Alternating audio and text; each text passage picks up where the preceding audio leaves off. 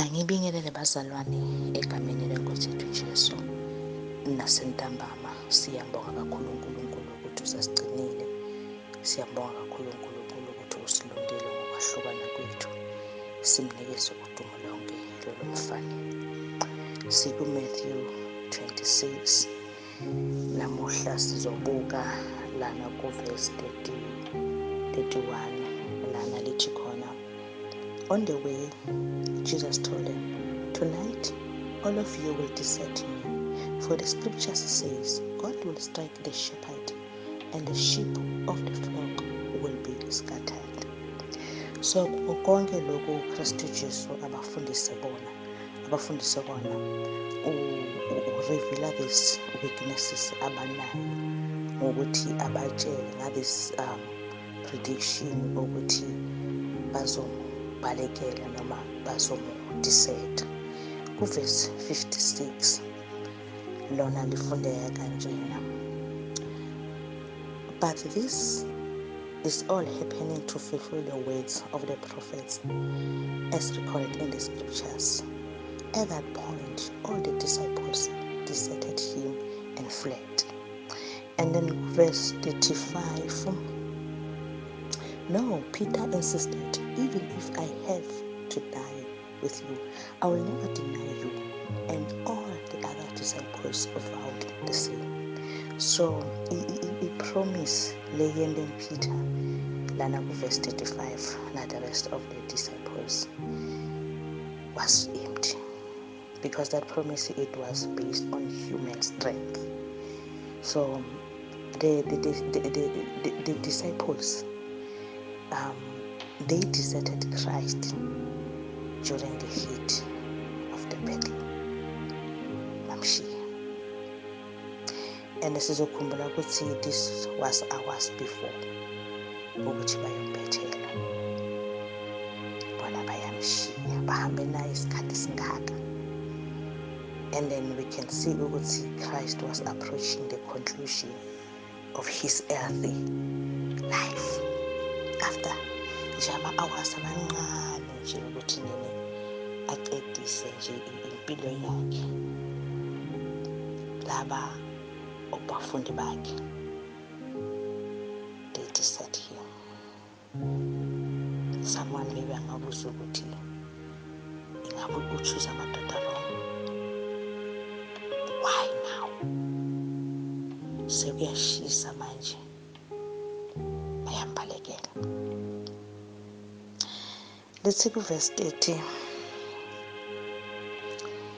Then they sang a hymn and we went out to the Mount of Olives.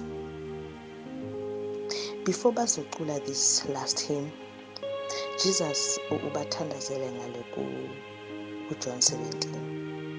He prayed to the Father, to the unity of all his disciples. And when Jesus and the disciples left the upper room, noma ngathi it was nearly midnight. So since bokusikhathi se Passover, the temple gates were opened at midnight for the festival. So laba labavakashile eJerusalem bebagcwele everywhere, bafuna indawo lana bangabambela khona this Passover. So bantfu abaningi bebaphethe tilwane noma ngithini ama-lambs, izimvu, ukuthi bahambe bayozi-sacrifice the whole day. So you can imagine thousands of ilwane, igazi bahlaba lapha kulela thempeli, and then lengadi beyiflowa out of the back of the temple down the slope and into the brook, because vele lapho thousands of, I don't know how many, more than thousands of animals bezihlatshelwa lapha ethempelini, because it was i-custom yabo ukuthi if bayenza that Passover lamb fanele ukuthi iyohlatshiwa straight ethempelini. So that brook yageleza igazi salipass over. So after sebacrosse that brook, base sebakhuphukela entabeni ye-Olives to the Garden of Gethsemane. Sizokhumbula ukuthi uma kulesikhathi leso uJudas beyasa-excluded, bese sebasele bayi-11 and then bastopa, base sebayaphumula. Ekuphumuleni kwabo yilana Kristu Jesu acomforte khona ama-disciples abo nge-weaknesses yabo. Sizobona bazalwane ukuthi ama-disciples noma abafundi bakhe they needed to learn that strength is born out of a recognition of a weakness. And then my-disciples they were ignorant of their own weaknesses, and they were even ignorant of the strength of Satan. Satan anamandla. He does not have power. And they were ignorant of the power of the test. Bebangeke besekusele isikhathi esincane,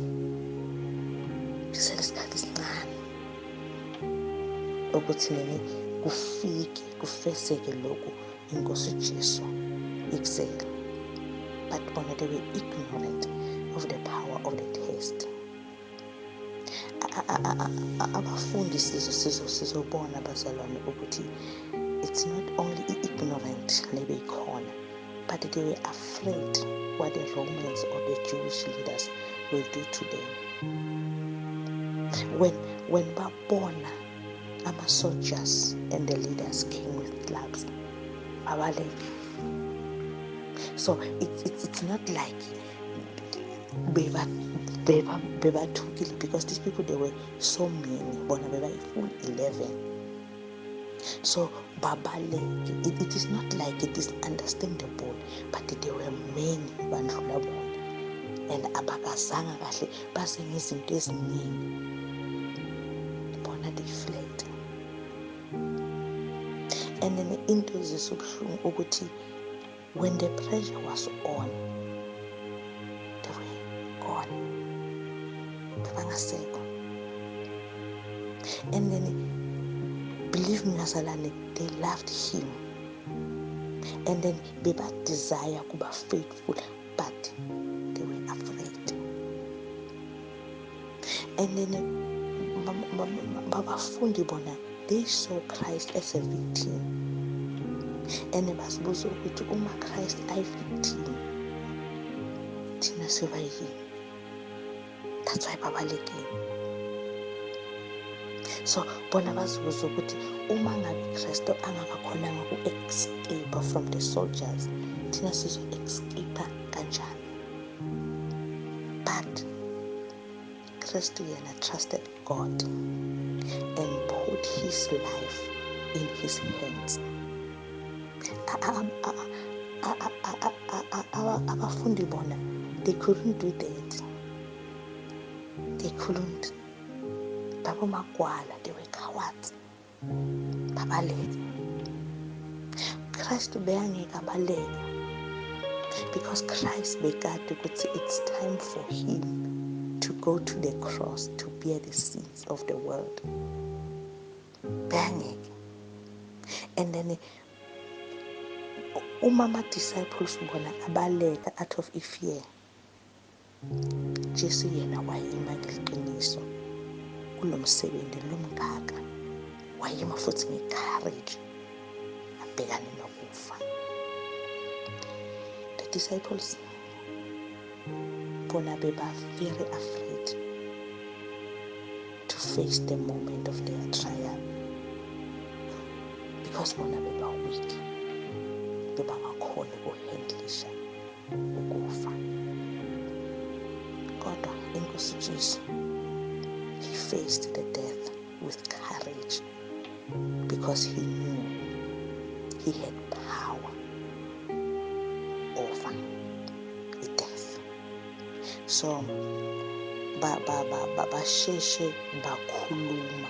Uma bakhuluma lapha ku-35 bakhulume ngokungazi ukuthi kuyoba sekunjani after those few moments,